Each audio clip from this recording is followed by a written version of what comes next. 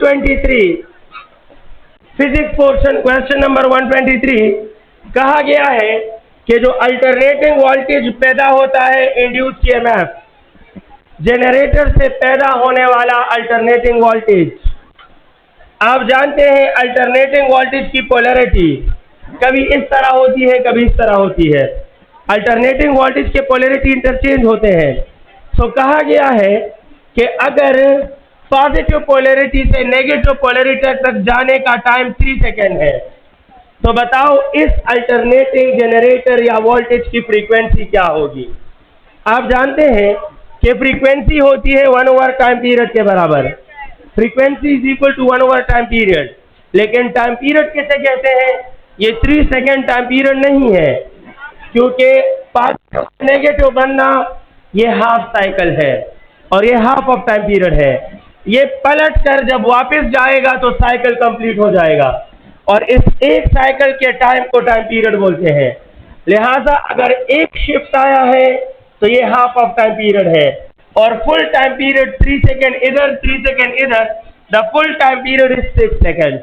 So the frequency will be 1/6 and the answer is 0.166। Answer ठीक है और correct option है इसमें ऑप्शन 123 में हमारे पास करेक्ट ऑप्शन है option B. Now I am going to discuss 124। Ikram Imtiaz कच्चर आवाज की बिया मसला राजी माता हुआ है साथ साथ स्वागत बोलो। अच्छा जनाब 124 प्लीज। 124 क्या है? इस क्वेश्चन में आपको एक कॉइल दिया है, सॉलिनॉइड 1 2 3 4 एंड 5 टन का कॉइल है और इस सिस्टम की तरफ, इस मैकेनिज्म की तरफ ये एक मैग्नेट को पकड़ कर ला रहे हैं। नॉर्थ या साउथ पोल इस तरफ आ रहा है। आपसे कह रहे हैं, सिस्टम बता रहा है कि नंबर ऑफ टर्न्स कितने हैं? 5। अगर इस मैग्नेट को करीब लाने से चेंज इन फ्लक्स 40 वेबर हो और ये 40 वेबर का फ्लक्स चेंज हमसे टाइम 4 सेकेंड ले रहा हो, तो बताइए कि इस कंडक्टिंग सिस्टम में पैदा होने वाले ईएमएफ की वैल्यू क्या होगी। एंड इलेक्ट्रोमैग्नेटिक इंडक्शन के generalised mathematical form, so called Faraday's law, that implies that we have to find the induced EMF by using the equation n delta phi by delta t। और n की value 5 है, ये 40 है, ये 4 है, इससे 10 आएगा and the answer is 50 volt. So the correct option in 124 is also option B सही है। Now let me entertain question number 125 for you. And 125 says के 2 पैरेलल कंडक्टर्स हैं, ठीक है, एक से इलेक्ट्रॉनिक करंट और एक से कन्वेंशनल करंट पास हो रहा है। आई होप आप समझते हैं इलेक्ट्रॉनिक और कन्वेंशनल करंट क्या होता है। एक से इलेक्ट्रॉनिक करंट और एक से कन्वेंशनल करंट। मजे की बात यह है कि दोनों का डायरेक्शन भी अपोजिट है, दोनों का डायरेक्शन भी अपोजिट है। तो ये बताएं वो अट्रैक्ट करेंगे रिपेल करेंगे। मैं आपको बहुत आसान तरीका बता सकता हूं। सो लेट मी एक्सप्लेन 125। यहां ड्रॉ करना पॉसिबल नहीं मेरे लिए। 125 डियर स्टूडेंट, बकौल इनके ये एक कंडक्टर है और बकौल इनके ये एक और कंडक्टर है। And my dear student, according to their idea, the given idea, इस एक कंडक्टर से कन्वेंशनल करंट ऊपर जा रहा है। ये कौन सा करंट है? Current due to positive. Conventional current is current due to positive, लेकिन मैंने इसका डायरेक्शन किस तरफ ले लिया? अपवर्ड। अब ये कह रहे हैं कि अपोजिट डायरेक्शन में करंट है और माय डियर स्टूडेंट मैं अपोजिट डायरेक्शन में करंट ले रहा हूं, लेकिन साथ में कहा द करंट इज इलेक्ट्रॉनिक, तो मैं इसके साथ कौन सा करंट लिख रहा हूं? नेगेटिव। अब बहुत कंफ्यूज होंगे अगर इसको इस तरह सॉल्व करेंगे और आपका अट्रैक्शन रिपल्शन बनेगा और रिपल्शन अट्रैक्शन बनेगा। The simplest mechanism to solve this question कि जहां भी इलेक्ट्रॉनिक करंट दिया हो तो उसको उल्टा डायरेक्शन में ले लो और पॉजिटिव काउंट करो। समझ आ गई है? यानी अगर इस कंडक्टर से इलेक्ट्रॉनिक करंट नीचे है तो आप इसको इलेक्ट्रॉनिक करंट से सॉल्व मत करें, आप इसका अपोजिट करंट कंसिडर करें। और इस अपोजिट करंट को कौन सा करंट समझे? So the question is similar, the question is similar to the case कि इलेक्ट्रॉनिक करंट और कन्वेंशनल करंट अपोजिट है। आप ऐसा कह सकते हो कि कन्वेंशनल करंट दोनों पैरेलल है। समझ आ गई है? आंसर दोनों से सेम आएगा, बस इलेक्ट्रॉनिक के लिए आप कंफ्यूज रहोगे और कन्वेंशनल के लिए आपको ऐसे रास्ता मिल जाएगा। सो माय डियर स्टूडेंट, अगर इस कंडक्टर से इलेक्ट्रॉनिक करंट डाउनवर्ड है तो it mean we can consider that conventional current क्या होगा?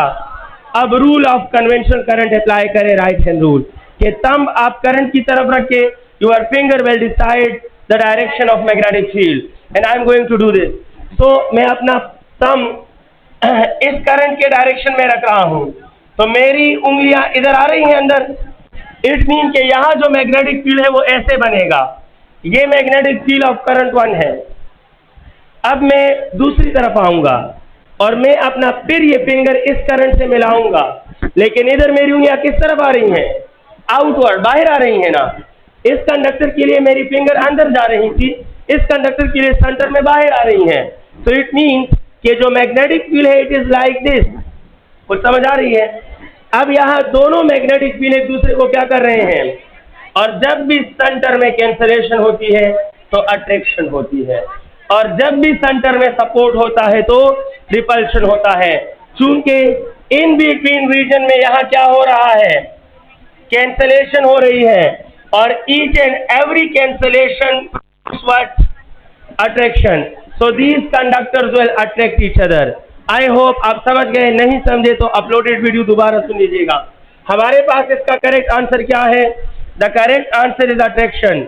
जो रिपल्शन कह रहे हैं उन्होंने 2 का हटाया है, और हमारा करेक्ट ऑप्शन है ऑप्शन ए। सिंपल केस है, इस क्वेश्चन में 2 आइडियाज इस्तेमाल हुए हैं। I am really sorry to say, मुझे हर क्वेश्चन रिपीट करने का मौका मेरे पास नहीं है, क्योंकि ऑलरेडी मैं जब इधर आ रहा था तो 2 टीचर यहाँ वेट कर रहे हैं, और ना सिर्फ 2 टीचर वेट कर रहे हैं बल्कि वहाँ बॉयज के तकरीबन 2 हॉल्स हमारा वेट कर रहे हैं। तो आई एम रियली सॉरी कि मैं हर क्वेश्चन रिपीट नहीं कर पाऊंगा। तो आप काइंडली पहली बार पे अपना फोकस बहाल रखें। आप लिखते वक्त या बात करते वक्त जो बात मिस कर गए तो वो आपके लिए नुकसान होगा। सो क्वेश्चन का आइडिया ये है कि 2 पैरेलल कंडक्टर्स हैं। क्या है? पैरेलल कंडक्टर्स हैं। क्वेश्चन के मुताबिक एक से कन्वेंशनल करंट ऊपर है और दूसरे से इलेक्ट्रॉनिक करंट नीचे है। मैंने आपको एक तरीका बताया कि इलेक्ट्रॉनिक करंट का डायरेक्शन चेंज करो और इसे कन्वेंशनल कहो, तो फिर रूल वही इस्तेमाल करोगे, फायदा आपको यही होगा। सो इलेक्ट्रॉनिक करंट नीचे के बजाय मैंने कन्वेंशनल करंट ऊपर ले लिया। Both produce same effect. पदी कंडक्टर की लान ने इलेक्ट्रॉनिक करंट से अगर चिकम इफेक्ट पैदा की, उमक के इफेक्ट बा कन्वेंशनल पैदा की, लेकिन अगर उसका डायरेक्शन हम क्या करें? बदल दें। कन्वेंशनल करंट का डायरेक्शन अपोजिट ले लो तो इलेक्ट्रॉनिक करंट का इफेक्ट और इसका इफेक्ट सेम। फिर हम जनाब राइट हैंड रूल से मालूम करेंगे, अगर अंदर 2 फील्ड का कैंसलेशन तो अट्रैक्शन, और अगर अंदर 2 फील्ड का रिपल्शन तो सपोर्ट तो रिपल्शन। फिलहाल कैंसलेशन हो रही है, आंसर है अट्रैक्शन। हमारा नेक्स्ट क्वेश्चन है 126 for you and 126 dear student, 10 ampere current in a wire develops 4 tesla. सही है। at 20 centimetre what will be the strength at 4 centimetre? तो ये एक करंट कैरिंग कंडक्टर है। Just pick the idea of question number 126। इस conductor से एक current pass हो रहा है और इस कंडक्टर से जनाब आला 20 सेंटीमीटर के फासले पर यहां आपको इंटेंसिटी 4 टेस्ला मिल रही है। इस करंट कैरिंग कंडक्टर से दूर 20 सेंटीमीटर दूर आपको 4 टेस्ला का मैग्नेटिक फील्ड मिल रहा है। अगर मैं एक ऐसा पॉइंट ले लूं, इस कंडक्टर के एक करीब ऐसा पॉइंट ले लूं जो 20 सेंटीमीटर के बजाय है, तो बताइए कि इधर इंटेंसिटी क्या होगी? सिंपल एक आइडिया सॉल्व करने के काबिल है, और वो ये है कि the strength of magnetic field is inversely proportional to R. इसका मतलब ये है कि आर जितने टाइम कम होगा तो भी उतना टाइम ज्यादा। तो बताएं शाबाश, आर इधर कितना था और इधर कितना है, तो कितने टाइम कम हुआ है? तो अगर डिस्टेंस 5 टाइम कम हुआ तो इंटेंसिटी 5 टाइम ज्यादा हो जाएगी। पहले इंटेंसिटी कितनी थी? 4, 5 टाइम कर दो, 4 5 r, so the new intensity will be, so अगर 20 सेंटीमीटर पर 4 टेस्ला होगा तो 4 सेंटीमीटर पर कितने टेस्ला होगा? It will B 20 Tesla. If the distance is decrease by 5 times, the intensity will be increase by 5 times. तो 4 टेस्ला से ये 20 टेस्ला में कूच कर जाएगा। हमारा करेक्ट ऑप्शन होगा 126 में हम बी ऑप्शन करेक्ट लेंगे। यहां मैं सॉल्व कर रहा हूं आपके लिए 127। Strength of magnetic field in solenoid is directly proportional.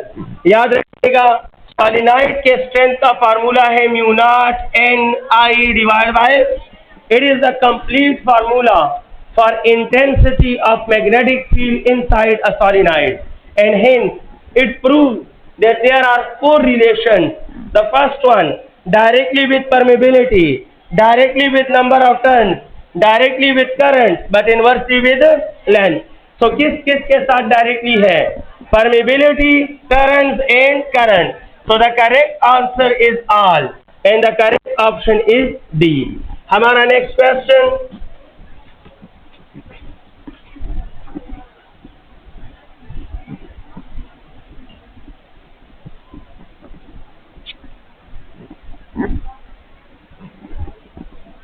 Question number 128 आपके लिए 128 पे बहस करेंगे। Input signal of a full wave rectifier is of 20 hertz. तो पहले आप कहेंगे सर हमें मिला है फुल वेव रेक्टिफायर, फिर कहेंगे इसकी इनपुट फ्रीक्वेंसी आपने कितनी दी है? 20 हर्ट्ज। और इनडायरेक्ट क्वेश्चन को देखें, वर्जन ऑफ क्वेश्चन क्या है? That is my dear students indirect, direct नहीं। मैं चाहता तो कहता कि what is the time period of input signal, वो बहुत सिंपल हो जाता। मैंने डेटा फ्रीक्वेंसी का दिया, मांग टाइम पीरियड रहा हूं, और दिया है इनपुट और मांग रहा हूं output. So it is a 2 step tricky question, और आप इसमें कंफ्यूज 2 स्टेप से हो सकते हैं। 20 हर्ट्ज इनपुट फ्रीक्वेंसी और हमें दरकार है output time period. Time period भी दरकार है, फ्रीक्वेंसी नहीं, टाइम पीरियड और आउटपुट भी। तो output time period is always equal to 1 over output frequency, ऐसा ही है ना? Time period is the reciprocal of frequency. Output time period तो output frequency, input time period तो इनपुट फ्रीक्वेंसी। हर्ट्ज क्या है? सो माय डियर स्टूडेंट, आपको एक इंफॉर्मेशन होनी चाहिए, एंड द इंफॉर्मेशन इज कि फुल वेव रेक्टिफायर जो है ये फ्रीक्वेंसी को क्या करता है और टाइम पीरियड को क्या करता है? हाफ। तो इट मीन्स कि अगर इनपुट फ्रीक्वेंसी 20 है तो डबल मीन के आउटपुट फ्रीक्वेंसी क्या होगी? So you have to put the answer not 20 but 40। Output frequency से लेना है तो 40, and 1 over 40 is equal to क्या बनता है? 0.0025। आई थिंक ये बनता है, गलत तो नहीं है ना? 128 से 0.025। आप सॉल्व करें ना, इसमें क्या है? 0.025 प्लीज। अगर सॉल्व नहीं कर सकते तो मैं कर लेता हूं। 40 है ना, तो हम 0 लगाएंगे, ऊपर पॉइंट आ जाएगा, फिर एक 0 लगाएंगे, ऊपर 0 आ जाएगा। अब 40 मल्टीप्लाई बाय 2 तो 80 आ जाएगा, इधर 20 एक 0 तो ये 5, 0.025। हमारा नेक्स्ट क्वेश्चन है 129। 128 में आपका करेक्ट ऑप्शन था बी। अब 129 पे बात हो रही है। 129 से कि एग्जाम्पल ऑफ डायनामिक इंडक्शन, जो उम्मीद कर हम सितार को स्टैटिक और डायनामिक इंडक्शन पे जने। What is the sample of induction? What is the sample of induction? Induction किस चीज में होता है? Conducting system. What is the sample of induction? Conducting system. Conducting system में coil, loop, circuit, conductor, box, कुछ भी आ सकता है, core of transformer, each and everything. Any conducting system is the sample of induction.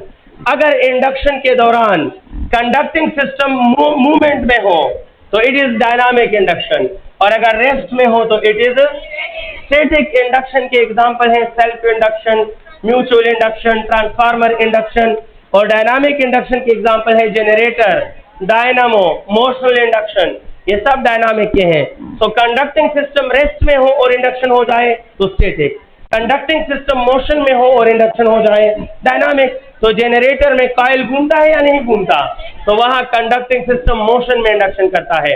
Transformer में कोई coil घूमता है? हरगिज नहीं, ट्रांसफार्मर में कोई कॉइल नहीं घूमता। तो ट्रांसफार्मर के कॉइल किस हालत में होते हैं? रेस्ट में, स्टैटिक में। So my dear student, which one of the following is example of dynamic induction? And that is generator. I hope you can click the answer.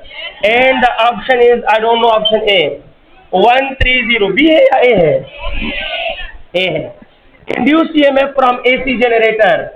AC generator से जो EMF या वोल्टेज आपको मिलता है उसके किस किस चीज में चेंज आता है? पोलैरिटी में चेंज आता है? वैल्यू में चेंज आता है? नहीं आता, नहीं आता। The correct answer is both. Correct option है बोथ। कैसे कह सकते हो जनाब के नहीं आता? आप जानते हैं जनरेटर, गौर करें प्लीज, जनरेटर कुछ खुद भी जज किया करें। इतना आसान इक्वेशन सामने पड़ा है, उससे कंक्लूजन निकालने की कोशिश करें। आप कहें सर जनरेटर का वोल्टेज कभी इस पोलैरिटी में कभी इसमें, तो इसमें कंटिन्यूसली क्या आता है? पोलैरिटी का चेंज आता है ना, यानी लेस पोलैरिटी पॉजिटिव थोड़ी देर के बाद वो नेगेटिव, फिर वो पॉजिटिव, तो पोलैरिटी का चेंज तो सबको पता है। Alternating means change in polarity, तो वो तो है। अब वैल्यू का श्योरिटी आप कैसे करोगे? How can you justify that the values are also changing of alternating voltage? The simple statement for this question is the equation. Alternating generator का फॉर्मूला नवाब साइन थीटा, जानते हो या नहीं? द फार्मूला को मैं नहीं रखना, अगर जनरेटर पढ़ा है तो फार्मूला तो डेफिनेटली पढ़ा है। अब देखें इसमें ये NWAB, जिसे अहले फिजिक्स कौन सी वैल्यू बोलते हैं?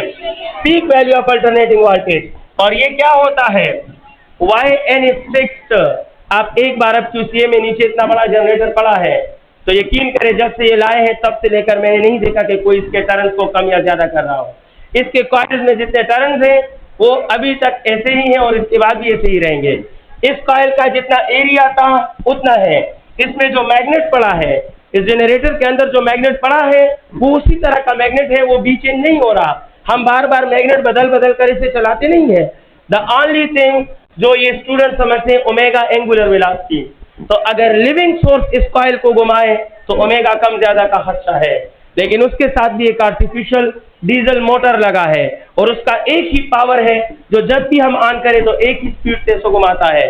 तो एंगुलर वेलोसिटी भी कांस्टेंट, एन भी कांस्टेंट और ओमेगा भी कांस्टेंट, ए भी कांस्टेंट और बी भी कांस्टेंट। तो ये फिक्स है। लेकिन साइन थीटा कौन सी क्वांटिटी है? शाबाश। बिकॉज जब कॉइल घूमता है, मेरी तरफ देखिए प्लीज, मैं कॉइल, ये मेरा नॉर्मल, जब कोई मुझे घुमा रहा है तो देखो मैग्नेटिक फील्ड आपकी तरफ, angle 0, angle 1, angle 2, angle 3, angle 4, angle 5, angle 90। तो जब कॉइल घूमता है तो एंगल बदलता है और जब एंगल बदलता है तो साइन थीटा क्या होता है? लेकिन sine theta is a part of the value of voltage. तो अगर पूरा इक्वेशन फिक्स होता तो वैल्यू ना बदलती, लेकिन इक्वेशन में एक हिस्सा फिक्स्ड है और एक हिस्सा वेरिएबल है और ये हिस्सा कभी मिनिमम में जाता है और कभी मैक्सिमम में। तो इट मीन्स के अल्टरनेटिंग वोल्टेज की ना सिर्फ पोलैरिटी बदलती है बल्कि इसकी वैल्यू भी बदलती है। कुछ समझ आ गई है? अल्टरनेटिंग वोल्टेज की पोलैरिटी के साथ साथ वैल्यू भी बदलती है। And my dear student, the correct option of the question is C. Option C ठीक है। आई थिंक आप समझ चुके होंगे। हमारा नेक्स्ट क्वेश्चन आपके नाम 131 क्या है? 131 फरमाता है विच current can not pass through the given resistance. So circuit है आपके लिए, ये है जनाब नेगेटिव टर्मिनल, ये है पॉजिटिव टर्मिनल। हेयर भी है अ डायोड, उसका तासो पदी कंफ्यूज ही खाना छे डायोड हो पास सिलेबस फिनिश था नो बब्यासी दा रेक्टिफिकेशन नो बातें नो। आप रेक्टिफिकेशन में डायोड के सिवा कुछ पढ़ते हो? Rectification, half wave, full wave, bridge, सिवाय डायोड के उसमें कुछ है?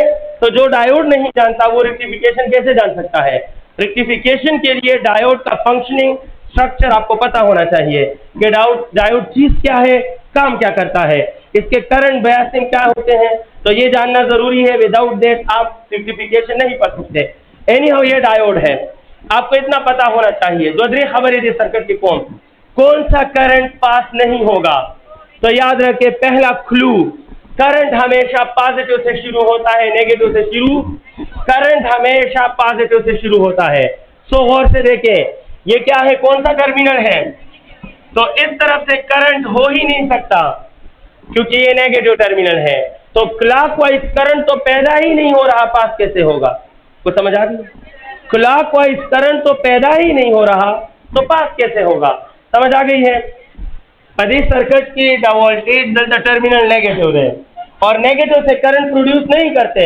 We always produce current from positive to negative, the current propagate from positive to negative.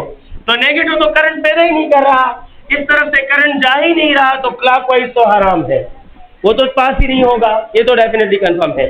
अब जनाब जब एंटी क्लॉकवाइज करंट आएगा तो ये डायोड के अपोजिट आता है और जो डायोड के अपोजिट आता है डायोड उसके लिए अपने दरवाजे बंद रखता है। डायोड सिर्फ उस करंट को अलाउ करता है जो डायोड के एरो के पैरेलल आता है। So the current coming parallel to the arrow of diode can only pass the diode, can only cross the diode. तो एंटी क्लॉकवाइज करंट जो है, एंटी क्लॉकवाइज करंट जो है वो जा नहीं सकता और क्लॉकवाइज पैदा नहीं होता। तो इस रेजिस्टर बेचारे को ना क्लॉकवाइज मिलेगा और ना, करेक्ट ऑप्शन क्या है? सी है। एक सिंपल सा डायलॉग भी है, आपको पता होगा कि मेरी ब्रेक लगती नहीं और आप लगा नहीं सकते, तो बिल्कुल यही सिस्टम है जनाब। ये क्या है, यहाँ क्लॉकवाइज पैदा नहीं हो रहा और एंटी क्लॉकवाइज गुजर नहीं सकता। मेरी बात समझ गए हैं? तो कौन सा करंट नहीं गुजरेगा? बोथ क्लॉकवाइज एंड, क्लॉकवाइज क्यों नहीं गुजरेगा? वो पैदा नहीं हो रहा। और एंटी क्लॉकवाइज क्यों नहीं गुजर रहा? क्योंकि वो डायोड के अपोजिट साइड से आ रहा है, तो वो must be blocked. Correct option 131 में हमारा क्या है? That is both clockwise and anti clockwise. मैंने इसको काफी डिस्कस किया जी। Any problem? तो जहां की भी बात करें सर्किट में एक जगह ब्लॉक तो सर्किट ब्लॉक, क्या फरमा रही है सोच लें। वहां से जो करेंगे, वहां से पाइप में पानी उस तरफ जा रहा है, सही, 2 किलोमीटर दूर से पाइप में पानी आ रहा है और 2 किलोमीटर दूर तक पानी जा रहा है और मैंने पाइप पर यहाँ पाँव रखा तो ब्लॉकेज यहाँ है, लेकिन पूरे पाइप में पानी का फ्लो क्या हो जाएगा? तो ये पूरे सर्किट में चार्ज का फ्लो ब्लॉक होता है जब डायोड अपना दरवाजा बंद करता है। समझ आ गई है? Sorry student, let me proceed please. जी जी, किस क्वेश्चन में कैसे आएगा? ये कह रहे हैं कि कौन सा करंट पास नहीं होगा, तो दोनों पास नहीं होंगे ना, both clockwise and anti clockwise. अगर उन्होंने कह दिया होता कि कौन सा करंट पास होगा, तो neither clockwise nor anti clockwise. समझ आ गई है? अच्छा जनाब, हमारा नेक्स्ट क्वेश्चन प्लीज आप साथ दें और अपने टाइम की कदर करें। हमारे पास question 130 dealing question number 132 for you, और वो है alpha particle and proton are projected into magnetic field with same potential. Alpha and proton को हमने उठा के सेम पोटेंशियल से मैग्नेटिक फील्ड में फेंका है। बताओ इनके रेडियाई के बारे में कि उनके रेडियाई का रेशो क्या होगा। याद रखिएगा कि सेम पोटेंशियल आ जाए तो the ratio equation is R1 by R2 is equal to M1 by M2 Q2 by Q1 with under the root. अगर सेम स्पीड हो तो यही फार्मूला विदाउट रूट, और अगर सेम पोटेंशियल हो तो यही फार्मूला विद रूट। ये चार्ज पार्टिकल के सर्कुलर ट्राजेक्टरी के रेडियाई का रेशो है मैग्नेटिक फील्ड में। ये फार्मूला तब इस्तेमाल करोगे when you had given the condition of same potential. अगर मैं कहूँ सेम स्पीड से फेंका है तो सिर्फ ये रूट हटा दीजिए, बाकी सब ठीक है। अब पहला पार्टिकल R1 अल्फा है, मैं लिखूंगा R अल्फा। दूसरा पार्टिकल प्रोटॉन है तो मैं लिखूंगा R प्रोटॉन।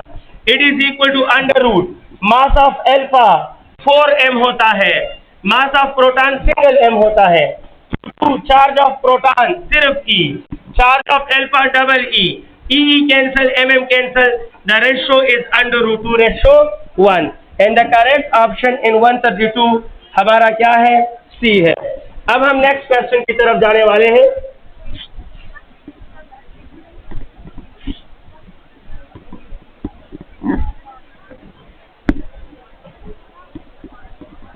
क्वेश्चन नंबर 133, और 133 में क्या है? The angular speed of charge particle, एक चार्ज पार्टिकल है, फर्ज करो ये एक मैग्नेटिक फील्ड है। क्वेश्चन का आइडिया आप समझे, एक चार्ज पार्टिकल आपने इसमें फेंका और ये चार्ज पार्टिकल इस मैग्नेटिक फील्ड में सर्कुलर मोशन कर रहा है। अगर मैग्नेटिक फील्ड की जो वैल्यू है वो 4 टेस्ला है, शायद 4 टेस्ला है, 133 हुआ है, 4 टेस्ला है, और इस चार्ज का जो मास है वो 0.05 किलोग्राम है। आपसे कह रहे हैं कि चार्ज कितना होगा। अगर इसकी जो एंगुलर स्पीड है वो कितनी है? 8 रेडियन पर सेकेंड है। तो एंगुलर वेलोसिटी गिवन है, मैग्नेटिक इंटेंसिटी गिवन है और मास गिवन है, चार्ज मालूम करें। इस तरह के क्वेश्चन का फार्मूला है omega is Q B divide by M. It is the equation of angular speed of charge particle magnetic field. You are going to evaluate charge, तो इसको अकेला छोड़ दें, बाकी सब ट्रांसफर करें। So Q is equal to W of M by B, and you have to put the value 8 0.05 and B कितना है 4। ये कैंसल तो 2 और 0.05 is 5/100, so it is 10 by 100 and the answer is 0.1 coulomb. The answer is 0.1 coulomb while the option is option A. हमारा next question 134 क्या फरमाता है? Magnetic strength around a current carrying conductor is 0.4 Tesla. It is equal to, तो आपको इस question का logic याद होना चाहिए कि 1 टेस्ला होता है 10 का पावर 4 क्या? 1 टेस्ला 10 का पावर 4 गाज। अब एक बात जिस पे आप बचपन से ईमान लाए हो वो क्या है? शाबाश, क्या है? क्या लाए थे? और पैगंबर सल्लल्लाहु अलैहि वसल्लम उसके आखिरी बंदे, और समझ गए हो ना?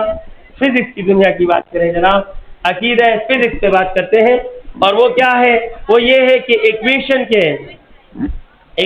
के लेफ्ट साइड पे हम जो करेंगे उस राइट साइड पे उसी तरह करना जरूरी है। समझ आ गई? अब इन्होंने क्वेश्चन में टेस्ला के साथ क्या लगाया है? तो जब इन्होंने लेफ्ट साइड को 0.4 से रोशनास कराया तो मैं राइट साइड को भी 0.4 से रोशनास कराऊंगा। वो समझ आ गई है? तो my dear student, left side पे 0.4 लग गया तो राइट पे 0.4 लगना जरूरी है। The demand and rules of equation. So my dear student, 0.4 tesla is equal to, जब ये इस तरफ लेके जाऊंगा तो वो 10 का पावर 3 बन जाएगा। So the answer is 4 × 10 power 3 गाज।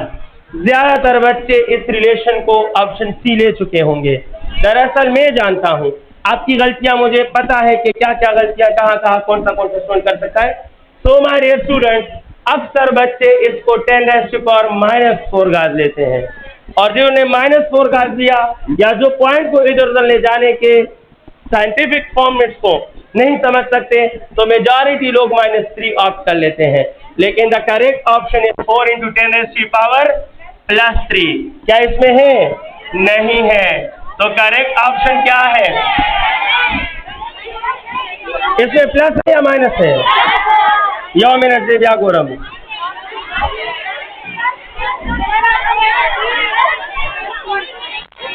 ये कोई कश्मीर की जंग तो नहीं है कि सब माशाल्लाह जिहाद के लिए रेडी। क्वेश्चन है, मुझे रीड करने दो।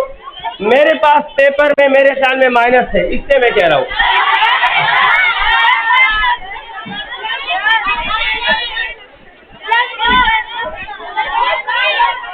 चेक करने दो ना, मुझे चेक करने दो। ठीक है, मुझे चेक करने दो। अगर प्लस है तो सी है, इसमें क्या है? आपको आंसर मिल गया, प्लस है तो सी है, बस बात खत्म। चुप करें प्लीज आप चुप करें। हमारे पास क्वेश्चन है और क्वेश्चन है 134। So let me check. मेरे पास माइनस है और जब खुद इलाज में समझो। अब मैं इसका इलाज क्या करूँ जिसके बाद क्लास करूँगी? सुने, अगर ये प्लस है, अगर किसी पेपर में प्लस है तो उसका आंसर क्या है? सी है। और अगर किसी पेपर में जनाब माइनस है, 4 × 10⁻³ तो उसका आंसर क्या होगा?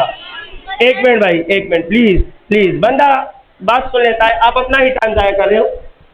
मसला है, कोई हंगामा नहीं है, बस हम बहस नहीं कर रहे हैं, हम मसला सॉल्व कर रहे हैं। क्वेश्चन समझ गए, आइडिया समझ गए, गाउस और टेस्ला का रिलेशन समझ गए, कन्वर्जन समझ गए, just we have to opt the option. अगर माइनस है तो फिर गलत है, डी है, और अगर प्लस है तो फिर सी ही ठीक है। अब मुझे वोट करें, शाबाश। जिसके पास पेपर में माइनस है हाथ उठाए। लोग अंडरस्टैंड, नीचे करें, शाबाश। जिसके पास पेपर में प्लस आया है वो हाथ उठाए। ऑप्शन डी ठीक है, ये प्लस वाला ऑप्शन जो है, समझ आ गई है, ऑप्शन डी करेक्ट है। I don't know, print mistake होगा, वो प्लस जो है फोटोस्टेट के दौरान डॉट आ चुका होगा, माइनस प्लस नजर आ रहा होगा।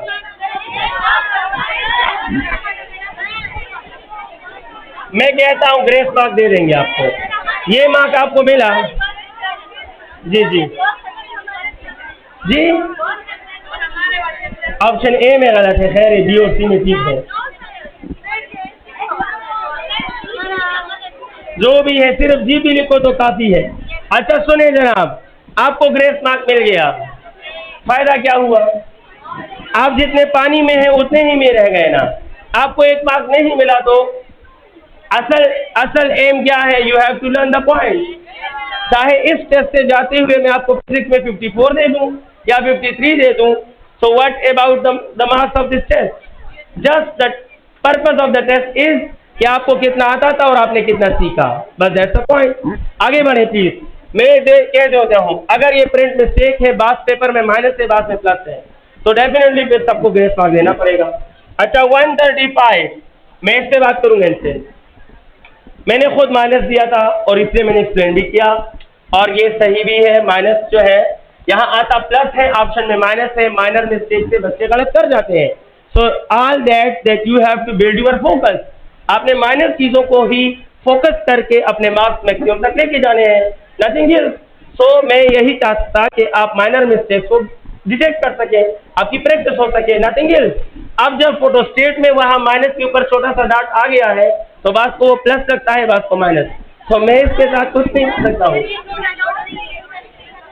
प्लस है आपके साथ, दिखाओ जरा, मैं ये चेक कर लेता हूँ। में सब रुपये था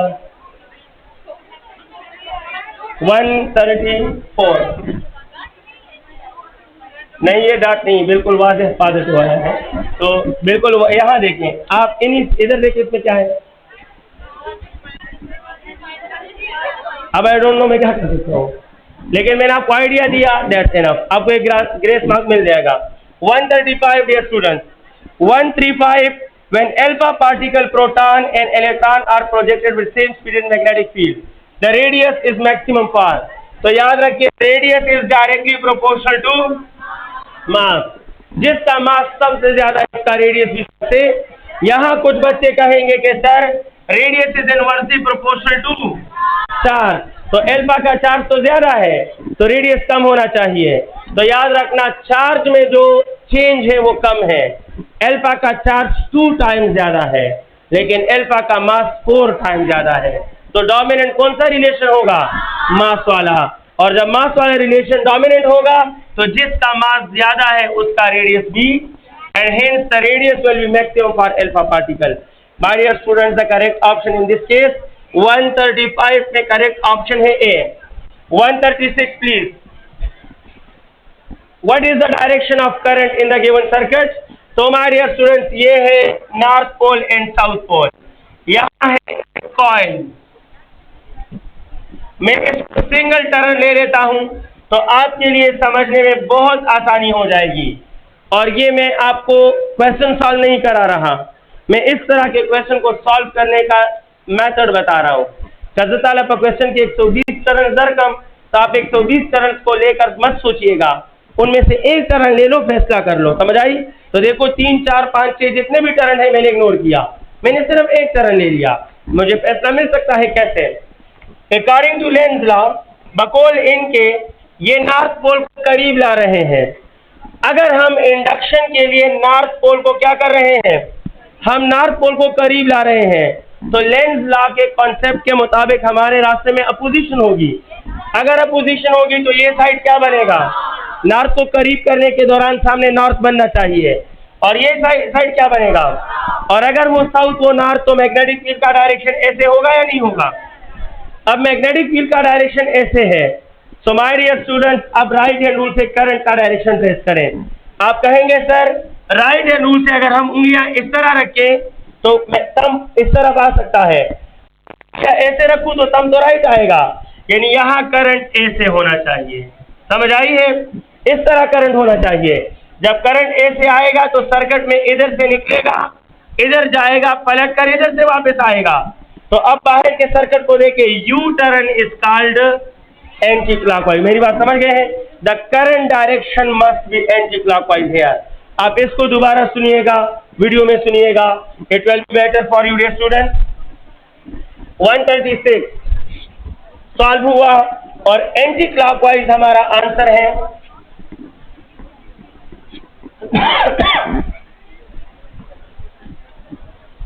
137। 137 क्या है? Step down transformer is use to. तो याद रखिएगा, स्टेप डाउन ट्रांसफार्मर, कोई भी ट्रांसफार्मर पावर को चेंज नहीं करता। तो चाहे स्टेप अप हो या स्टेप डाउन हो, तो पावर कांस्टेंट। तो पावर इंक्रीज पावर डिक्रीज के ऑप्शन गलत। याद रखना स्टेप डाउन है तो ये वोल्टेज को डिक्रीज करता है और ये करंट को, मुझे बताएं शाबाश, आप में से कोई ऐसा है जो golden statement about transformer they? What is the working principle of transformer? बिल्कुल नहीं। मैं ठीक है, मैं गोल्डन वर्ड्स की बात कर रहा हूँ। और कहें शाबाश? इलेक्ट्रोमैग्नेटिक इंडक्शन अच्छा है लेकिन मजे का नहीं है। और inter conversion of current end voltage. Transformer work on the inter conversion of current end voltage. Transformer current को वोल्टेज में कन्वर्ट करता है और वोल्टेज को करंट में। तो जो ट्रांसफार्मर वोल्टेज को इंक्रीज करता है वो दरअसल करंट को क्या करता है? Because transformer work on the inter conversion of current and. तो जब हमारे पास है स्टेप डाउन तो ये वोल्टेज को डिक्रीज करेगा और करंट को, लिहाजा ऑप्शन में इंक्रीज अल्टरनेटिंग पावर गलत है, डिक्रीज अल्टरनेटिंग पावर गलत है, इंक्रीज अल्टरनेटिंग वोल्टेज गलत है क्योंकि डिक्रीज और इंक्रीज अल्टरनेटिंग करंट ठीक है। करेक्ट ऑप्शन है डी। 138 हमारा नेक्स्ट पॉइंट। 138 क्या है? Acceleration of electron projected in magnetic field. तो आप जानते हैं कि जब हम मैग्नेटिक फील्ड में इलेक्ट्रॉन प्रोजेक्ट करें तो जो फोर्स होता है वो होता है QVB, जानते हो? लेकिन इलेक्ट्रॉन मीन Q की जगह E, पदे हुई गई जनाब। और आप जानते हैं कि कूलम ने हमें बताया है कि फोर्स किसके बराबर है? ये कूलम ने बताया था ना, EVB, न्यूटन ने बताया था। अब ये हमसे एक्सेलरेशन मांग रहे हैं।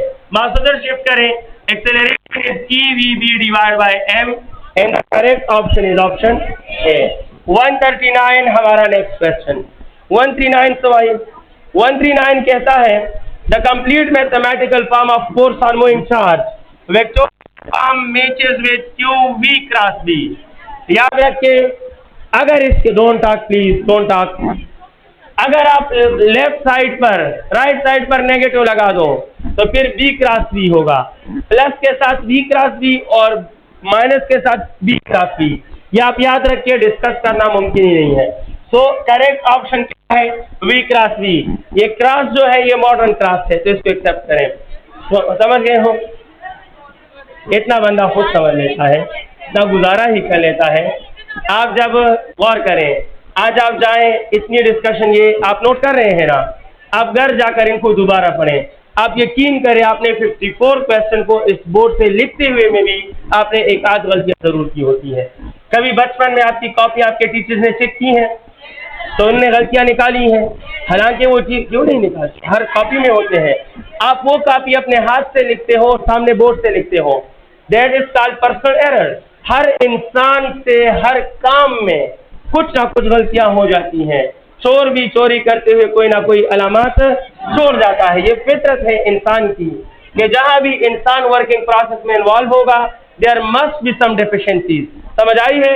आप अपने नोट्स बुक्स को देख लें, इसको रिव्यू करें, आप सामने बोर्ड से डिस्कस चीज को लिखते हुए उसमें जरूर ऊंच नीच आपसे हो जाएगी। सो एक्सेप्ट दिस, आप इसको फॉलो करो, आगे जाएं। Late me proceed. 140 for you. And question number 140 क्या है? अगर ट्रांसफार्मर के लिए number of turns in secondary and primary 1/2 हो तो what will be the ratio of VS and VP? तो आपके लिए एक छोटा जुमला काफी है कि वोल्टेज और number of turns are directly related. तो जो टर्न्स का रेशियो वही वोल्टेज का रेशियो, लिहाजा the ratio will remains same because of कौन सा रिलेशन? Direct relation. 1:2 आंसर होगा। और आई डोंट नो ऑप्शन क्या है, तो बी ऑप्शन है। हम 141 पे बात करने वाले हैं और 141 क्या फरमाता है? According to Fleming left hand rule दख बता से याद हुई कजम खई कबजीदा याद हुई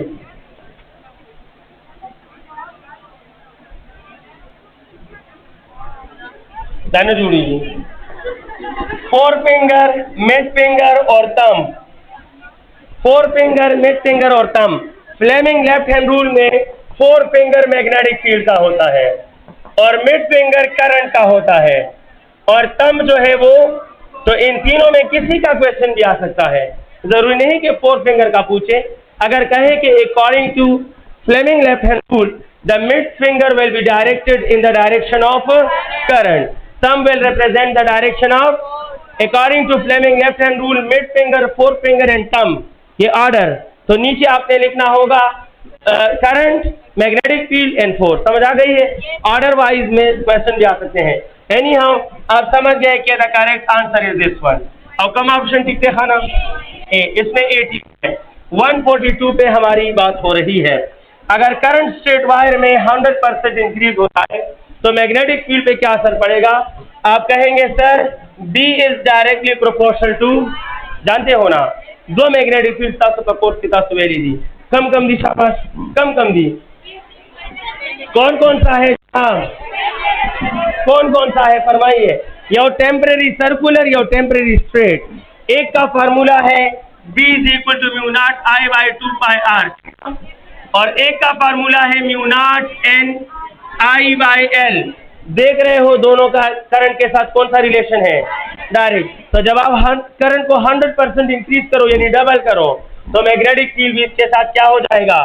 डबल ही हो जाएगा ना। सो करेक्ट आंसर है 2B। करेक्ट ऑप्शन हमारा है C। 143 आपके लिए। अगर करंट नॉर्थ है और अगर मैग्नेटिक फील्ड ईस्ट है तो फोर्स किस तरफ होना चाहिए? ये north, south, east, west, the east खाना the north. According to the given logic, according to the given statement, current मोहतरम किस तरफ है? शाबाश, नॉर्थ। और मैग्नेटिक बेशरम किस तरफ है? ईस्ट की तरफ है। तो जनाब राइट हैंड रूल, ये वाला फिंगर करंट का राइट हैंड है, लेफ्ट हैंड नहीं है। आप दोनों से कर सकते हैं लेकिन राइट हैंड के फिंगर्स उनके क्रॉस होते हैं। राइट हैंड, ये वाला फिंगर करंट का, ये मैग्नेटिक फील्ड फोर्स। देखिएगा ये मैं करंट की तरफ रख रहा हूँ, ये मैग्नेटिक फील्ड हम किस तरफ आ रहा है?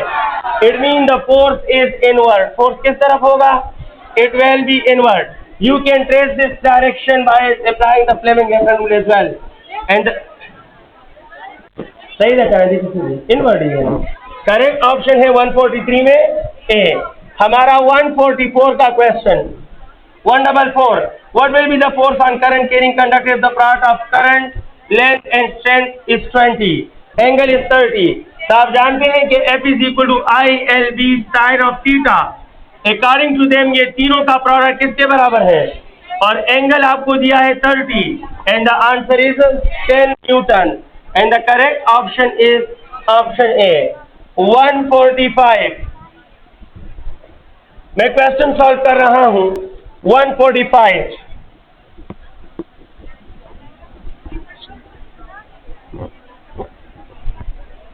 क्वेश्चन नंबर 145 और ये फरमाता है कि फुल वेव रेक्टिफिकेशन रिक्वायर कितने डायोड? 2।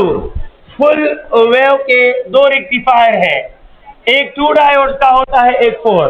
इसे फुल वेव रेक्टिफायर बोलते हैं, simple full wave rectifier and it is bridge rectifier. तो कम से कम कितने डायोड चाहिए? Minimum 2 diode and maximum 4 diode. So how many diode can be maximally used in full wave rectification? 4। What is the ratio of diodes in full wave rectification for maximum and minimum? तो आप कहेंगे 4:2, the answer is 2:1। समझ आ गई है? Okay, इस वक्त correct option ने मिनिमम मांगा है तो 2 है। 146 हमारा नेक्स्ट क्वेश्चन। दस भाई, साइंटिस्ट जिसने इंडक्टेंस पे काम किया था तो हेनरी था। आपको कैसे पता चला? आप उसके साथ थे? आप कहें नहीं sir, the unit of inductance is, जब रेजिस्टेंस का यूनिट ओहम है तो इट मीन रेजिस्टेंस पे काम किसने किया? जब फोर्स का यूनिट न्यूटन है तो इट मीन फोर्स पे काम किसने किया है? न्यूटन ने किया।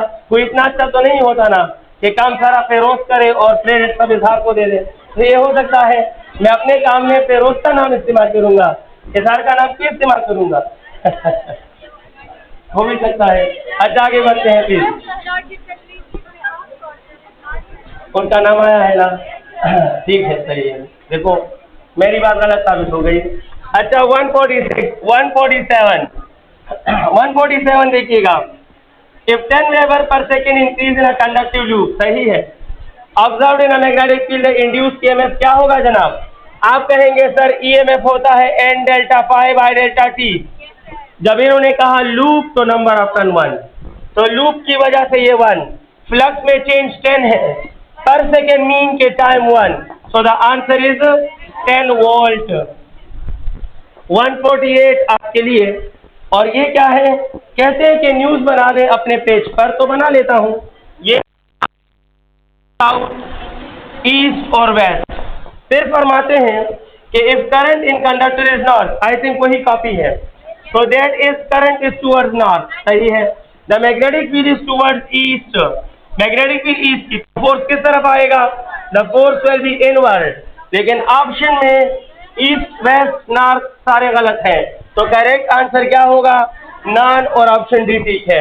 हम नेक्स्ट क्वेश्चन की तरफ बढ़ने वाले हैं और हमारा नेक्स्ट क्वेश्चन है 149। 149 हमें क्या कह रहा है? ये बता रहा है कि स्टेप अप ट्रांसफार्मर है तो होगा इनपुट पावर 10 है, अगर आउटपुट में करंट 2 है तो वोल्टेज कितना होगा? आप जानते हैं कि output power must be equal to input power. Solution factor देखिएगा, आउटपुट पावर में ISVS होता है या नहीं, और इनपुट पावर इन्होंने 10 दिया है। आप करंट को उस तरफ ले जाएं तो output voltage 10 divide by IS, और 10/2 it mean the answer is 5 volt. Mean के करेक्ट ऑप्शन हमारा क्या होगा? देखिए ऑप्शन डी टिक दिखाना। 150 हमारा नेक्स्ट क्वेश्चन, और 150 फरमाता है कि the maximum EMF, peak value of EMF is denoted by V0, और ये बराबर होता है NWAB के। इससे पहले एक क्वेश्चन में मैंने बता भी दिया, NWAB combinedly represent the maximum value of alternating voltage from generator. लेकिन आप ओमेगा की जगह क्या लिख सकते हो? तो हम लिख सकते हैं 2FNAB। तो ये ऑप्शन ठीक है और करेक्ट ऑप्शन क्या है? सी है। 151 हमारा नेक्स्ट क्वेश्चन। दस भाई, when we replace soft iron by hard iron, इससे क्या होगा? एक एक ऑप्शन पढ़ते हैं। Power increase, power always remains constant. Power decrease, sorry voltage increase, बिल्कुल भी नहीं। वोल्टेज का increase decrease number of turn पे डिपेंड करता है, वो सॉफ्ट या हार्ड आयरन पे डिपेंड नहीं करता। Hysteresis loss increase, hard iron का हिस्टैरिसीस महंगा पड़ता है और सॉफ्ट आयरन का हिस्टैरिसीस सस्ता पड़ता है, आसानी से मैग्नेटाइज होता है। हिस्टैरिसीस प्रोसेस सॉफ्ट आयरन में जल्दी और हार्ड आयरन में मुश्किल से होता है। तो hysteresis loss increases, correct option is option C. How many losses are there in transformer? 4। क्या बात कर रहे हैं? 4। कौन कौन से हैं? Flux leakage, heat, hysteresis and eddy current. समझ आ गई है? इन सब का अपना अपना इलाज है। हिस्टैरिसीस का इलाज ये है कि हार्ड आयरन से दूर रहो, सॉफ्ट आयरन इस्तेमाल करो। अच्छा जनाब, 152 क्या फरमाता है? The peak value of generated voltage, ये सामने लिखा है, वैल्यू इज NWAB। समझ आई है? सिमेट्री देखिए कुदरत की। 153 इसी चैप्टर में एक टॉपिक में नवाब है और एक टॉपिक में नायाब है या नहीं है? और नाम देखो, वैसे नवाब और नायाब क्या क्या मजे के नाम है। एनीहाउ आगे बढ़ते हैं। 153 क्या फरमाता है? 2 turn coil rotating with 2 radian पर सेकेंड। जनरेटर में एक कॉइल 2 रेडियन पर सेकेंड से घूम रहा है, सही है, उसमें 2 टर्न भी हैं, मैग्नेटिक फील्ड भी 2 टेस्ला है, अगर पीक वैल्यू 64 है तो एरिया ऑफ काइल क्या होगा? तो पीक वैल्यू होती है NWAB और बकौल इनके किसके बराबर है? कितना है? 64 है। ये कहते हैं 2 है, दो B2 है 64 के बराबर, तो 64/8 and the answer is 8 meter square. कौन सा ऑप्शन ठीक है? शाबाश, ए ठीक है। तब ठीक हुआ था। नेक्स्ट क्वेश्चन क्या है? 154। So let's solve the student question number 154. A step up transformer NS double of NP.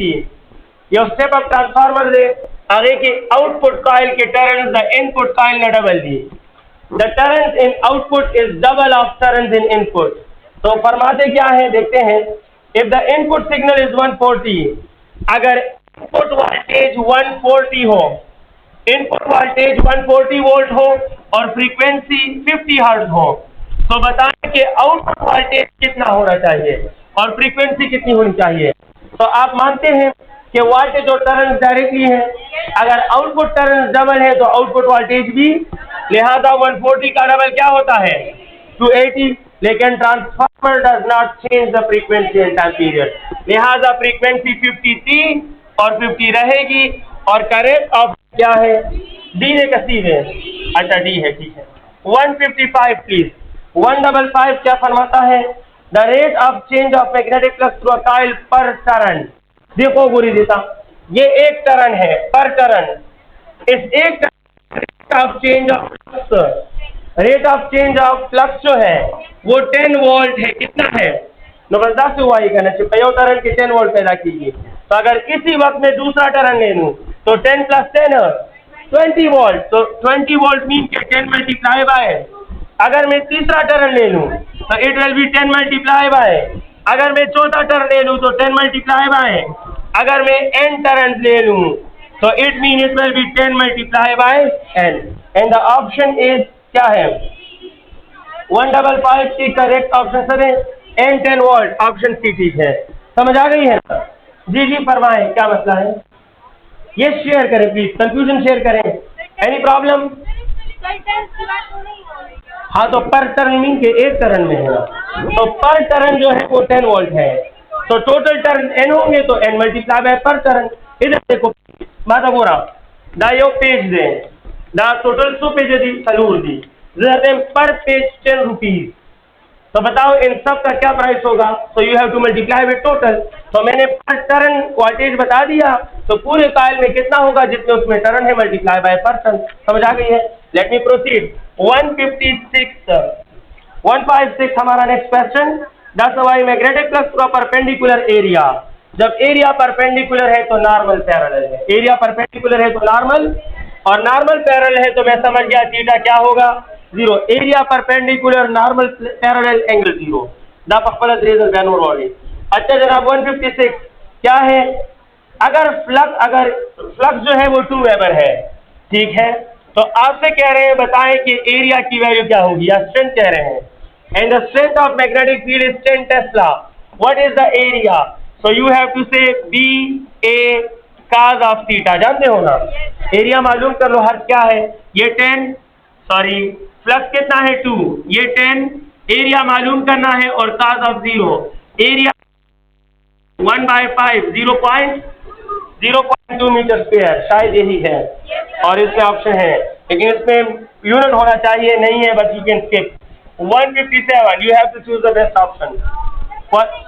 जी नहीं समझा मैं, नहीं है यूनिट ना हो तो ये आई डोंट थिंक सो कि यूनिट, अगर यूनिट गलत हो then you have to prefer none. किधर है यूनिट? तो हो ना यूनिट इसके साथ भी होगा। अगर सिर्फ वैल्यू की बात करूं, अगर मैं आपसे कहूं कि स्टैंडर्ड यूनिट की बात करें तो इस दीवार का लेंथ कितना होगा? मैं जनरली बात करूं स्टैंडर्ड यूनिट में इस दीवार का लेंथ कितना होगा? तो आप 15 मीटर का हो या 15 का हो, बहुत आते हैं। When we are dealing standard unit, it mean के आंसर के साथ स्टैंडर्ड यूनिट ही होगा, चाहे हम वो यूनिट बोले या लिखे या ना लिखे। मैं खुद अपना ओपिनियन देता हूँ, बाकी आपकी मर्जी है, कोई किसी का ओपिनियन चेंज नहीं कर सकता। आपने अपने लिए अपना टेस्ट देना है और अपनी जिंदगी बनानी है। तो मैं आपको मशवरा दे सकता हूँ कि आई कंसिडर कि it is the best one.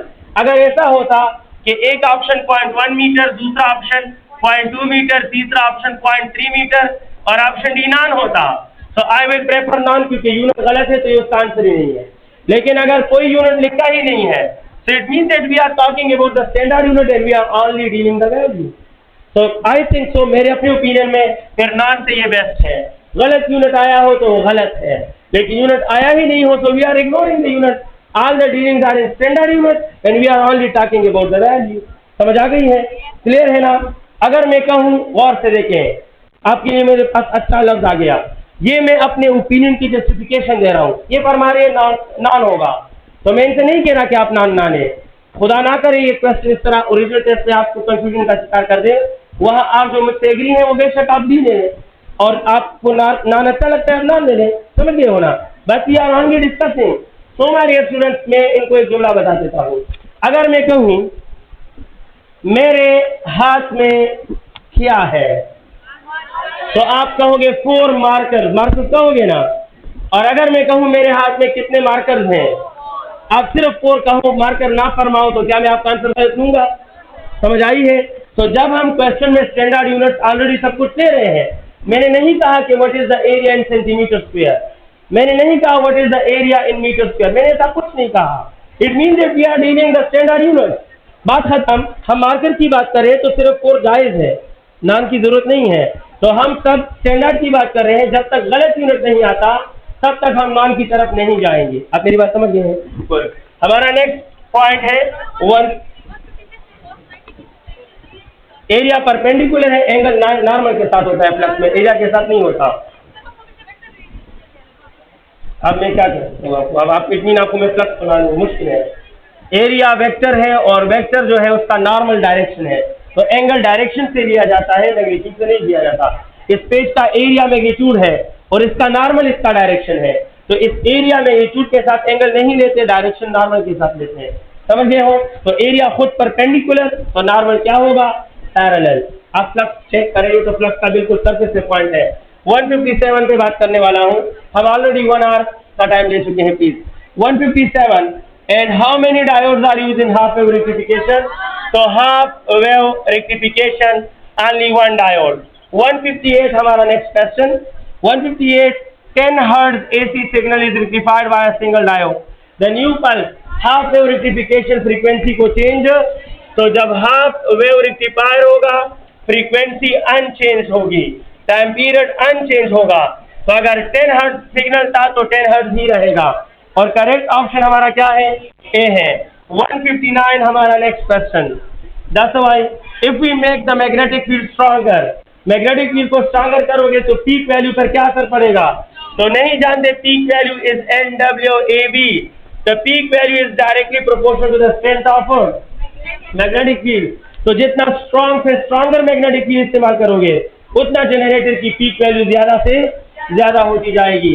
And ये स्टूडेंट करेक्ट ऑप्शन इंक्रीज है, 159 में इंक्रीज आता है, ऑप्शन ए ठीक है। 160 आपके नाम। The ratio of induced EMF and change in magnetic flux क्या होता है? तो आप जानते हैं E is equal to N delta phi by delta T. इस डेल्टा पाई को लेफ्ट साइड पे ले जाइएगा, तो the ratio of induced EMF with change in flux is equal to N by delta T, और ये करेक्ट ऑप्शन है। मैं ये हैरान हूँ, अपना डॉक्टर बन जाओ इंशाल्लाह तो सबसे पहले अपना इलाज कर लेना। उन बंदों को कह रहा हूँ जो इस तरफ बैठना पसंद करते हैं, लेकिन ये जो जगह खाली है वो अल्लाह मैं सही कह रहा हूँ कि वो कॉर्नर में जो बच्ची बैठी है उसने ज्यादा सीखा होगा जो इधर बैठे हैं। तो आई डोंट नो कि मैं इनका ये आइडिया कैसे चेंज करूँ। तो मैं खुद अगर इतना बच्चा भी होता तो कसम से मैं ये डिसीजन ना करता, मैं इधर के बजाय उस एसी के साथ फर्श पर बैठना पसंद करता। तो आई डोंट नो आपको यहाँ कैसे समझ आती है। एनी हाउ आपकी मर्जी है। अच्छा, induce EMF by delta phi it is equal to N by delta T, ये करेक्ट ऑप्शन है, और हमारा करेक्ट ऑप्शन है N बाय डेल्टा टी। ये ऑप्शन ठीक है। 161 क्या है? दैट इज 161 क्या फरमाता है? एक ट्रांसफार्मर है use to convert 120 volt to 240 volt, यानी वोल्टेज को क्या कर रहा है? डबल। बस शॉर्टकट कहे ना कि स्टेप अप ट्रांसफार्मर है, वोल्टेज को डबल कर रहा है। तो आगे देखिए क्या होता है। If the input coil has 100 turn, तो आउटपुट में कितने होने चाहिए? अगर वोल्टेज को डबल कर रहा है तो टर्न्स भी डबल करने होंगे, लिहाजा आउटपुट कॉइल में कितने टर्न्स होने चाहिए? 200। 162 हमारा नेक्स्ट क्वेश्चन आपके लिए, और वो है weber can be interpreted as. तो दुनिया जानती है कि flux is equal to BA, जानते हो ना? तो weber is equal to tesla meter square, and the correct option in 162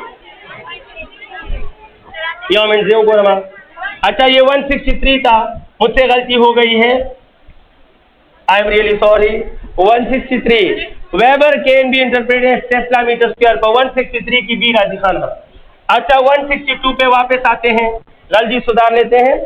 in a step down transformer सारे गलत दिए हैं। स्टेप डाउन में नंबर ऑफ टर्न प्राइमरी में ज्यादा होते हैं और ये पावर को कम ज्यादा करता ही नहीं है, तो ऑप्शन बी में इक्वल होना चाहिए। ऑप्शन सी गलत क्यों है कि लेस के बजाय ग्रेटर, प्राइमरी वोल्टेज ज्यादा और सेकेंडरी कम, ये आउटपुट में वोल्टेज कम करता है। तो सबसे शरीफ ऑप्शन ठीक है, वो क्या है? नॉन है, इसमें कोई नहीं है। ऑल आर गिवन अपोजिट, ये सारे ऑप्शन ठीक होते हैं अगर इनको रेसिप्रोकल बना दे, सिवाय बी के, बी को इक्वल करें। अच्छा जनाब हमारा next question 164, Tesla is the standard unit of magnetic strength.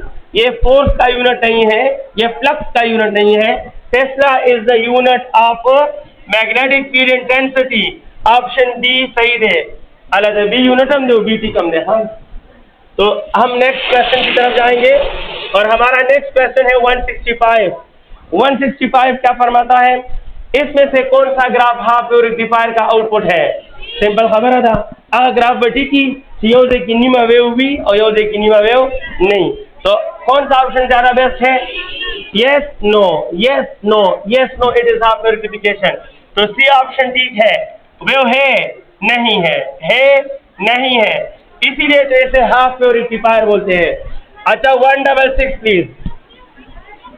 अगर मैं कहूँ योमेन चाहता मसला लफ्ज़ के साथ पहले बोले सब, तो नीचे डॉट है ना, और नीचे डॉट मीन के यहाँ ये सिग्नल था लेकिन अब नहीं है। अब नहीं है तो कहाँ चला गया है? ऊपर जा भी सकता है, नहीं भी तो एम्बिगुअस है, समझ आई है? डॉट मीन के सिग्नल यहाँ था, अब नहीं है। ओरिजिनल सिग्नल यहाँ था, अब नहीं है। अब नहीं है तो दो पॉसिबिलिटी, या शिफ्टेड टू अपवर्ड या blocked. If it is blocked it is half wave rectifier, if it is shifted to upward it is full wave rectifier. लेकिन अपवर्ड तो मेंशन ही नहीं है, ना गैप मेंशन है और ना अपवर्ड मेंशन है, so you can not decide. मेरी बात समझ गए हो? The perfect, you always have to choose the best option, and the best option is the C option. आप मुझे बी करेक्ट बता रहे हो, आप मुझे सी गलत का पहले बता दो। हमेशा आपको बेस्ट ऑप्शन की तरफ जाना होता है। तो पहले ये देखें, डॉट मीन कि यहाँ सिग्नल था, अब नहीं है। अब नीचे का जो ट्रफ है वो वहाँ नहीं है, तो उसके साथ दो काम में से एक होगा, या वो ट्रफ ब्लॉक हो चुका है तो ये हाफ वेव रेक्टिफायर, और या वो ट्रफ अगर अपर शिफ्ट हो चुका है तो ये फुल वेव रेक्टिफायर। लेकिन पता है कि सिग्नल यहाँ था, अब नहीं है, बाकी इंफॉर्मेशन तो नहीं है कि ब्लॉक है या ट्रांसफर है। तो अब जी जी जी जी हाँ, आउटपुट की बात करें, आपने टॉपिक नहीं पढ़ा, आई एम रियली सॉरी। ये जो डॉट होते हैं ये सारे इनपुट सिग्नल में होते हैं, मेरी बात समझ गए? आउटपुट सिग्नल में डॉट नहीं होते, आउटपुट सिग्नल में डिलीवर हो जाते हैं। यानी ये रेक्टिफायर है और इस रेक्टिफायर को मैं फुल वेव रेक्टिफायर कह रहा हूँ, तो मैं इसको सिग्नल ऐसे दे रहा हूँ, ये ओरिजिनल सिग्नल है। लेकिन मैं जब रिप्रेजेंटेशन करता हूँ तो इधर डॉट लगाता हूँ, डॉट मीन के इस पे ये रेक्टिफायर ऑपरेट कर रहा हूँ, ये तो ओरिजिनल पास होगा और इसके साथ रेक्टिफायर केस खेलेगा, या इसको उधर ब्लॉक कर देगा, होगा ही नहीं, या इसको उल्टा बना देगा। तो अगर आउटपुट पे आपको ये निशान मिला तो इट मीन के जो इधर डॉटेड है, जो अंडर फोकस है, इस पर ये रेक्टिफायर वर्क करेगा, इसके साथ खेल खेलेगा। तो डॉटेड मीन के यही मेन पॉइंट है हमारा, रेक्टिफिकेशन इसी की करनी है, या ब्लॉक करना है या पास करना है। तो अगर ये इधर मैंने शो कर दिया तो इट मीन के यहाँ सिग्नल था, वहाँ नहीं है, और ये शिफ्ट हो चुका है तो फुल वेव रेक्टिफायर। और अगर मैं इधर कुछ ना बताऊं और इधर नया सिग्नल दे दूं तो इट मीन जो डॉटेड अंडर फोकस एरिया था वो इधर ब्लॉक हो चुका है, तो हाफ वेव रेक्टिफायर। अब समझ आ गई है? आपने input signal, output signal rules, ये चीजें आपने नहीं पढ़ी या पढ़ी है तो आपने इसको समझी नहीं है। Any how late me proceed please. 166 पे बात करूंगा। आप जो भी कहो सी ऑप्शन से बेस्ट ऑप्शन इसमें है ये, समझ आई है? आप इसे सी ऑप्शन से बेस्ट नहीं बना सकते हो। अच्छा लेट मी प्रोसीड प्लीज। 166 हमारा next question. For step-up transformer, if the number of turns in primary is n, the possible turns in secondary. तो अगर प्राइमरी टर्न्स n है और ट्रांसफार्मर क्या है? स्टेप अप है, तो इट मीन के ns जो है वो n से क्या होंगे? तो n/2 गलत है और n गलत है, तो शो 166 n गलत है, एक सेम तो नहीं हो सकते ना, ट्रांसफार्मर में सेम टर्न कभी नहीं हो सकते। हाफ गलत है तो 2n is the best option. The correct option is 2n. 167 while changing magnetic flux through a closed loop 20 volt generates in 5 seconds. ठीक है, the flux change is, कहते हैं कि induced EMF loop mean 1 turn ना लो, तो आपके लिए है delta phi by delta T. ये 20 है और ये 5 है, बताओ कि चेंज इन फ्लक्स कितना होगा, दोनों को मल्टीप्लाई करो। तो the change in flux is 100 weber and the correct option is option D. Late me proceed please. 168 हमारा नेक्स्ट क्वेश्चन है। 168 क्या है? The force on current carrying conductor in magnetic field is 0.866 ILB। The orientation of the conductor will be. तो आप जानते हैं कि force का फार्मूला है ILB sin थीटा, तो फोर्स जो है वो 0.8 ILB, तो ये ILB sin theta, ILB cancel, sin of theta is equal to 0.866 और theta is equal to 60 degree. Correct option है 60 डिग्री। हमारा नेक्स्ट क्वेश्चन 169, और 169 क्या फरमाता है? 169 वही खाना, AC generator voltage become maximum from minimum, the time taken will be। Graph याद करें।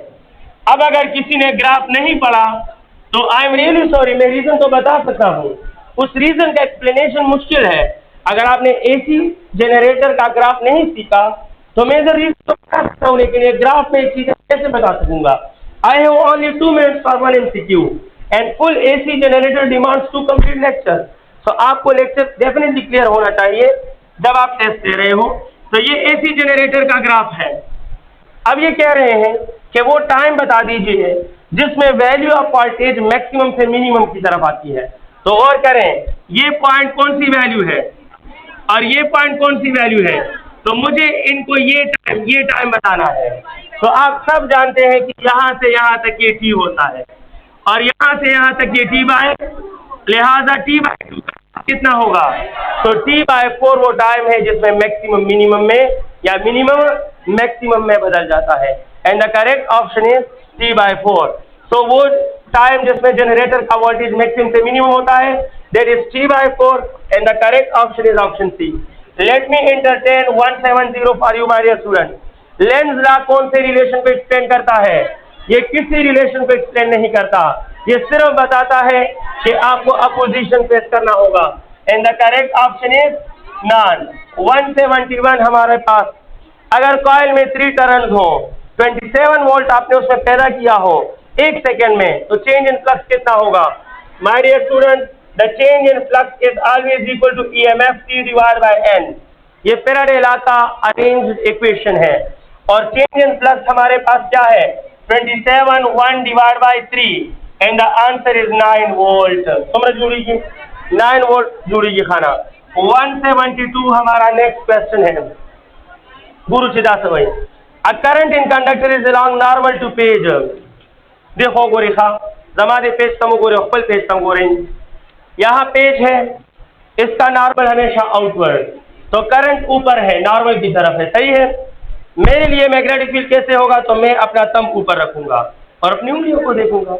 जब मैं अपना थंब ऊपर नॉर्मल की तरफ, तो मेरी उंगलियां मेरे लिए एंटी क्लॉकवाइज है और आपकी उंगली आपके लिए एंटी क्लॉकवाइज है। समझ आ गई है? तो आपके पेज पर आपके लिए नॉर्मल करंट अपवर्ड, तो आपकी उंगलियों के मुताबिक आपके लिए करंट क्या होगा? That will be anti clockwise, and hints the correct option is anti clockwise. Option गुण बदलेगी कम हो रहे बी ठीक देखा। 173 प्लीज। 173 क्या है? Diode work on these charges in reverse bias. Reverse bias में माइनॉरिटी और फॉरवर्ड बाइस में मेजॉरिटी। तो minority charges play the role of working charges in reverse bias कह सकते हैं। 174 हमारा next question, what will be the trajectory of proton in magnetic field project parallel, कि खला चार्ज पार्टिकल मैग्नेटिक फील्ड का parallel project की जगह पे फोर्स न लगे, और जिस पर फोर्स नहीं लगता उसका कोई पार्टिकुलर ट्रैजेक्टरी नहीं आता, straight line. What will be the trajectory, अगर इस तरफ मैग्नेटिक फील्ड हो और इस तरफ में चार्ज पार्टिकल फेंक दूं तो पैरेलल मूविंग चार्ज पार्टिकल पर मैग्नेटिक फील्ड कोई फोर्स नहीं लगाता। समाज, क्या मैंने कहा, ये कैसा नाम है? समाज का मतलब क्या है? सुनना। एक लफ्ज आप नहीं सुनती हैं।